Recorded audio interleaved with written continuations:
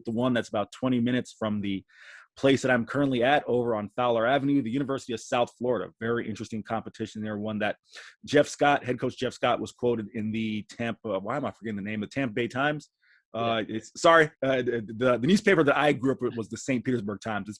It's evolved. It's changed names over the years. The Tampa Bay Times, he was quoted as saying initially he had hoped to have that competition maybe not necessarily settled by spring, but have a little bit more of an inkling as to what direction it may go.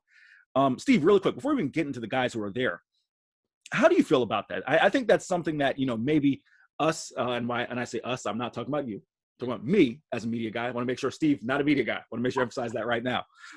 Us as media guys, we tend to get a little bit caught up in the fact that, like, hey, if there's a quarterback competition, you want that answer immediately, right? And I would think in an ideal world that that's a position, that's an answer that you could have wrapped up at the end of spring, so you can have the summer into fall as to know who your guy is. But if you're trying to decide between 2, 3, 4 guys, this is something I've asked, whether it's been Butch Davis or former offensive coordinator Rich Skrosky, other guys. How realistic is it to split those reps between 2, 3, and 4 guys and come up with a solid answer as to who your quarterback's going to be? Yeah, so to put in perspective for listeners, like in spring practice, unless things have changed, and you might actually know this better than me, and when I was in school, I think we had like 16 practices we were allowed. 15. It's 15 now. I mean, depending on where you're at. I know you were at FCS levels, so it may have been 1 or 2 more, but 15. Yeah. So 15, and then does that include the game too? There's some technicalities around that. That you can start a hot debate with coaches on Twitter. Say that, but 15. We'll use that number. And so regardless if it includes the game or not, that's not a lot of practices. It's not a lot of time you have to really see. So I understand wanting to wait till fall, which I think, after, I know he said they wanted a quarterback in spring, but now it's looking like they probably will wait till fall because they've had, a week or so of practice. And so obviously you want the quarterback as soon as possible. But at the same time, you don't want to just you don't want to name a starting quarterback just to name a starting quarterback, especially in USF's position when they started at least 3 guys at quarterback last year.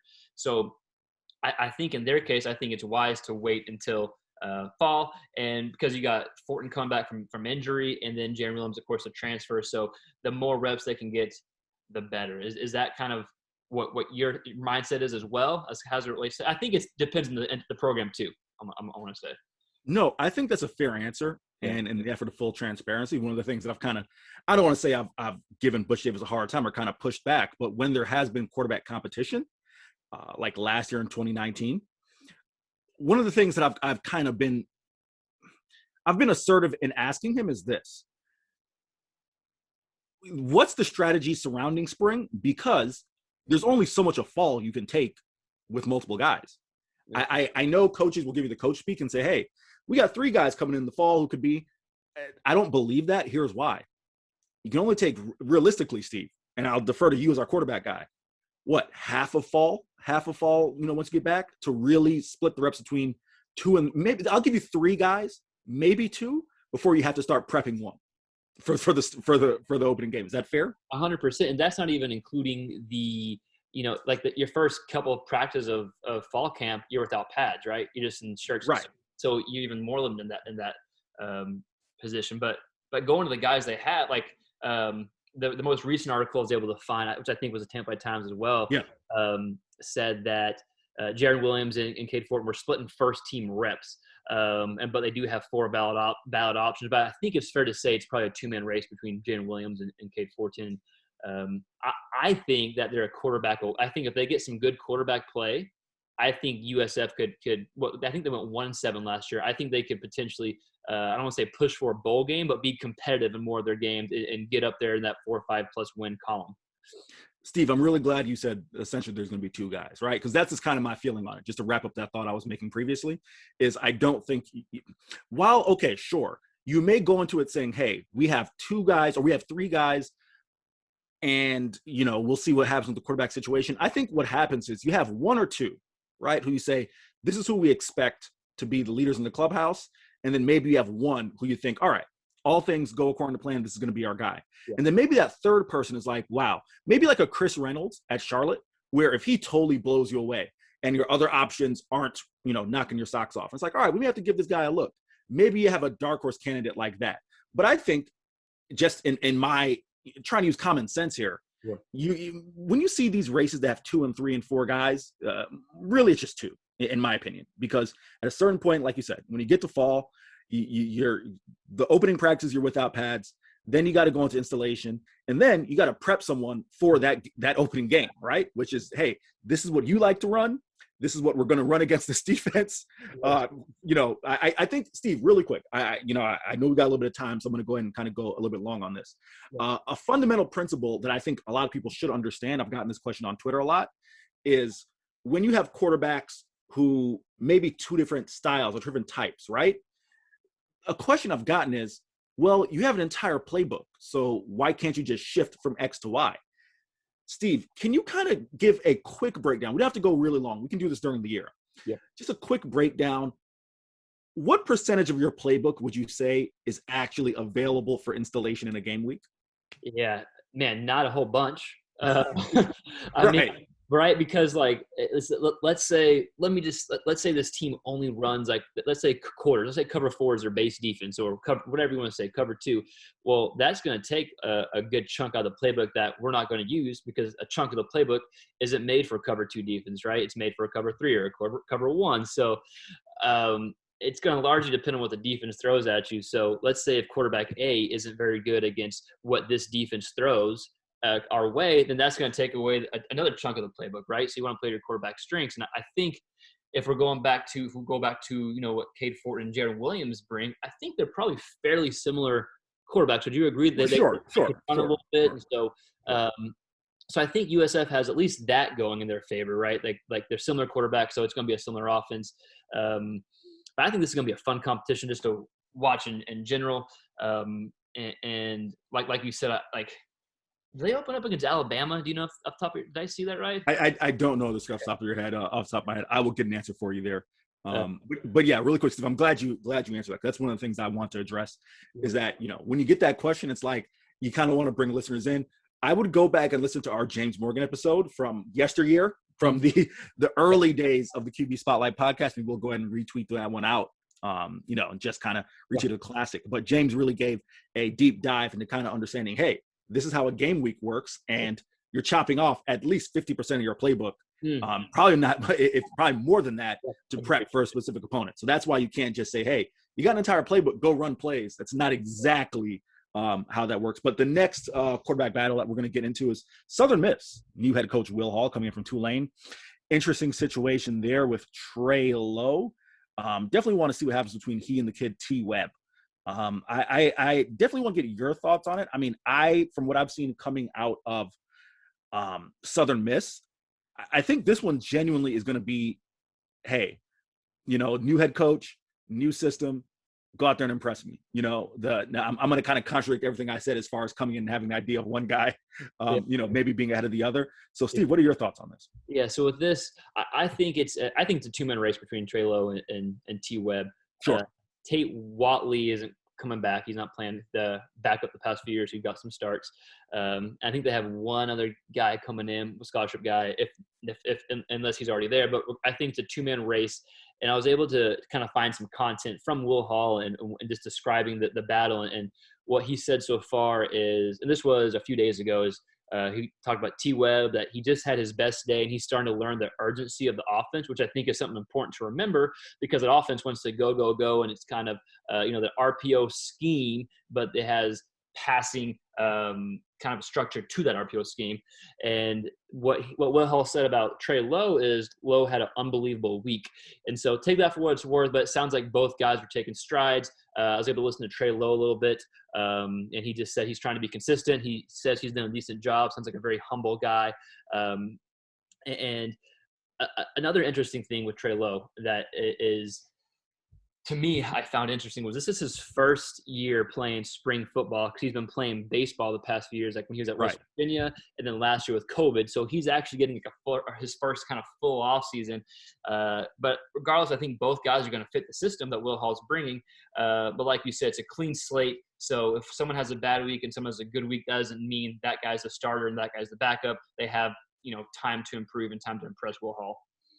Really quick, just to answer the question you had asked me, USF opens up, or South Florida, as it like to be called, opens up at North Carolina State, and then they play Florida. So that is the bowl schedule there, but we don't particularly care too much about what they're doing over there. So with that being with that being said, this is what I find really interesting about the Southern Miss competition is there is talent there. Steve, I'm gonna let you kind of do the specific work as far as the quarterback is concerned. When you look at the running back position, Frank Gore Jr., the son of legendary NFL running back Frank Gore, arguably had one of the top freshman seasons in Conference USA last year. At receiver, Jason Brownlee was a JUCO transfer, was a JUCO All-American in 2019. He came out in 2020 and averaged over 20 yards per catch. So whoever is the quarterback there is going to have some weapons to work with. And if you look at, I almost said Will Healy, if you look at Will Hall's offense there at Southern Miss, if you look at some of the things he did at Tulane, I think maybe, Steve, we might, as we get a little further in the offseason, might have to do a little bit of a deep dive into the Will Hall offense, because if you watch it as an observer, it is one of the most unique and kind of fascinating offenses to watch run. In specificity, his usage of the tight end. I remember they had a kid, Tyreek James, a big athletic tight end. Put you this way, the tight end is not necessarily the number one receiving option or number two receiving option, but it's more it's based off of matchups. So when Tyreek James, when they saw that they had the matchup they liked, a big athletic tight end going up against a smaller FIU secondary, they took advantage of those matchups, and I think they'll be able to do the same thing at Southern Miss if they can get that position going. So definitely want to see how that kind of melds with the quarterback strengths. But overall, I am someone who, from what we saw of Trey Lowe last year, had that really impressive start against FAU, which is one of the best defenses in Conference USA. Want to see if he can maybe transition that into a full season, like you mentioned, him getting the full off season, not playing baseball. So we'll see what happens as that job is concerned. Let's transition to our final quarterback battle, and that's Rice. This is one that's a bit of a four-way race, at least going into it. I'd say it's a four-way race. The guys that I would keep an eye on personally, Giovanni Johnson, and I still think you got to keep an eye on Wiley Green, but you have Jake Constantine, who came in from Boise State and Weber State. Steve, I will let you take it away and kind of give your thoughts. Yeah, so I think everyone there has experience playing, even Giovanni Johnson. Was it Marshall he started last? Giovanni Johnson got the start against Marshall last year. Wiley Green actually got the start. If my memory serves me correct, Wiley Green got the start against FIU in 2018. Wiley Green was knocked out of that. What was that opening? Do you remember, Steve? Wake Forest. Yeah, there we go. Wake Forest. Yeah, unfortunately left on a stretcher. Remember that one. That was a tough one. But Wiley Green does have some experience. TJ McMahon, I don't believe has a ton of experience. I don't know much about him. Yeah, but Green and Giovanni Johnson definitely have the bulk of the experience there. And then Constantine, I'm pronouncing that right? Jake Constantine. I've got it as Constantine, but I don't have the pronunciation guide. As soon as the Rice SID drops that, I'll get that back to you. But yeah, and then of course he has experience being successful at the FCS level. So I think, like you said, it's a three-man race, and then someone we're both familiar with over at the Roost, who does the great job covering Rice. I was able to talk to him a little bit, and because spring ball just started, so nothing has been too exciting so far. But most people think that it's going to come down to Giovanni and then Constantine, the new transfer. He says reps have been fairly even through practice and expect competition to run into fall camp. And something he said, which I think you probably agree with because you've been high on Rice, and I think I agree with as well, is they seem to be if they can find a quarterback, they could potentially go bowling this year, right? Like if they find a quarterback that they can have a really good year and surprise people, just because their offense is so different than everyone else that runs it in Conference USA, right? So I think they found a quarterback, they got a shot. I don't know much about Constantine. I know he's had success.